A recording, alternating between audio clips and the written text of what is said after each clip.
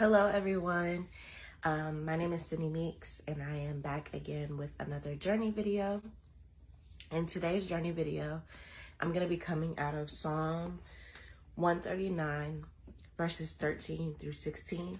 And I'm going to be talking a little bit about how I kind of overcame my insecurities of like what I looked like, my skin color, and all of those things, right? So, Psalm 139, verse 13, it says, "For you formed my inward parts. You knitted me together in my mother's womb. I praise you, for I am fearfully and wonderfully made. Wonderful are your works. My soul knows it very well. My frame was not hidden from you when I was being made in secret, intricately woven in the depths of the earth. Your eyes saw my unformed substance. In your book were written, every one of them. The days were formed for me, when as yet there was none of them." And so I want to talk a little bit about starting with verse 13. "For you formed my inward parts, you knitted me together in my mother's womb." And this part of the verse tells us that God knew who we were going to be, how we were going to act, what type of person we were going to be before he put us in our mother's womb, or while he was making us in our mother's womb. And like, we have to think about it like when God blesses a mother with a child, right? She becomes pregnant. That child was specifically assigned for that woman, those parents, or the woman, because single motherhood is real. That woman for that specific purpose and specific reasons. And so there's no mistake of a child being placed with a particular mother, no matter the circumstances. I know we have cases where mothers don't necessarily treat their kids fairly, or parents don't necessarily treat their kids fairly, and they abuse them. However, they were still made for them in this particular time. And then verse 14, it says, "I praise you, for I am fearfully and wonderfully made. Wonderful are your works, and my soul knows it well." And I know people are kind of probably listening to this like, okay, like I get how you're formed in your mother's womb, but how does this help your insecurities? So what it tells me is that wonderful are your works. I am a work of God, and I am wonderfully made in him. And in Genesis, it also talks about how we are made in the image of God. In 1 Peter, it talks about how our beauty is not based on outer appearances, but the inner work within ourselves. And I'll admit to you, like, there were times where I have been, and still am sometimes, very insecure. Particularly one thing that still like hangs over me is my gap. As you can see right here, I have a gap, and some people notice it, some people don't. But for me, I see it every day, and I notice it every day. And sometimes I feel like it prevents me. I'm gonna be real and transparent. Sometimes I feel like it's one of the things that prevents me from being in relationships, or dating, or having a solid dating experience, or seeking attention from guys. I think that prohibits them for some reason. And I don't want it to come across that the only reason why I don't like it is because of guys. But that's one of the reasons why. The other reasons why is that I'm like, why do I have to have a gap? Everyone else in my family does not have a gap. And I've never met another person on either side of my family that actually has a gap. And for me, it's like, why am I being singled out? Why do I have to have this particular unique thing about me? And as I got older, the insecurity became less. But again, being transparent, I still have my moments where I'm like, oh, I'm going to get Invisalign, or I'm going to get braces, and I'm just going to close it. And then people, like, I'll have these thoughts within my head. And my mom, she's like, why are you going to close your gap? Like, you don't need to. You're beautiful. And I'm like, yeah, thank you. But part of me is like, that's my mom. She kind of has to tell me that I'm beautiful.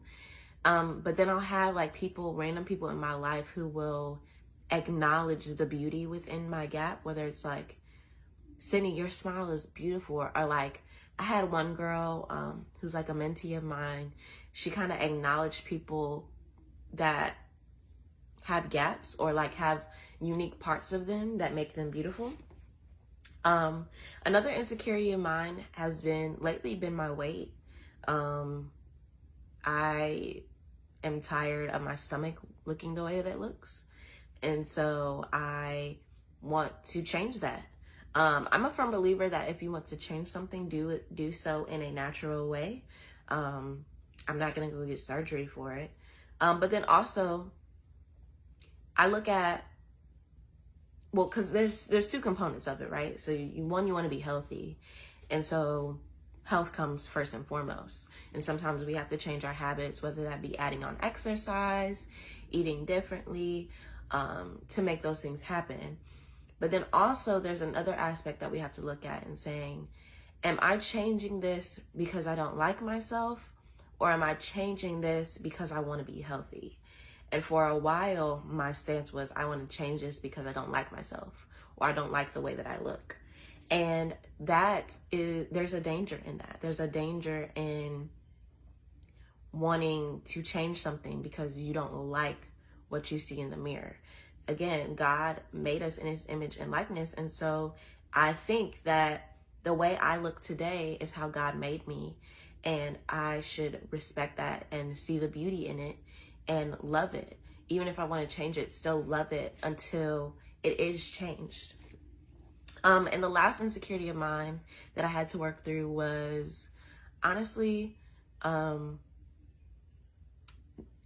skin color, in a sense. Like, I'm not as dark as you can see. I'm not the darkest Black person on the spectrum of Blackness and melanin.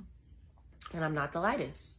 I'm more like a caramel, brown, whatever. But still, like, there were times where, I don't know, it wasn't that I was getting it from my parents or getting it from people around me. It just was like, I wanted to make sure that I could stay as light as possible. And honestly, y'all, if you're light skinned watching this, no shade to you. However, like, the spectrum of Blackness is just that, a spectrum, and they're all beautiful shades. Light is not better than dark. My skin complexion is not better than light or dark. Brown skin is not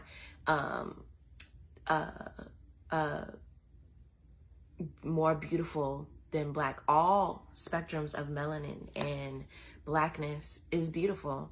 And that is something that I had to grow into growing up and becoming an adult and realizing, look, whether a guy wants to talk to me or not, if a guy doesn't like me because of my gap, if a guy doesn't like me because of my weight, if a guy doesn't like me because of my skin color, that sucks for him. That has nothing to do with me. And part of the reasons why some people don't like people specifically for their outer appearances is because they have insecurities within themselves. And that's something that we have to realize, not just as women, but as people in general. People aren't going to like you simply because they're putting their insecurities on you, and they know it's an insecurity for them, and so they'd rather not date someone with that same insecurity. And it sucks, but that's reality. And we can't base our beauty, our standards of beauty, our worth based on what man or women have to say about us, or one man and one woman, or woman, sorry, has to say about us. They don't have, that man that doesn't like me because of the way I look has no heaven or hell to put me in. He doesn't have authority or any power to stop someone from eventually loving me and becoming my husband. And so that's how I dealt with it. And there are many scriptures, but this one I love the most because he formed my inward parts, and my inward parts is what matters most.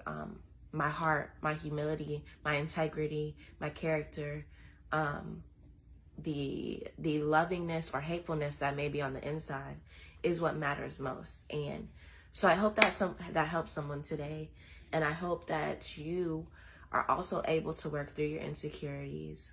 Read Psalms 139 verses 13 through 16. Read Genesis, where it talks about us being created in the image of God. Read 1 Peter chapter 3 verse 3 through 4, I believe, where it talks about beauty not being about the clothes we wear or the jewelry we wear or how we look, but really about our inner soul. So I hope this blessed you today, and I hope you have an awesome day.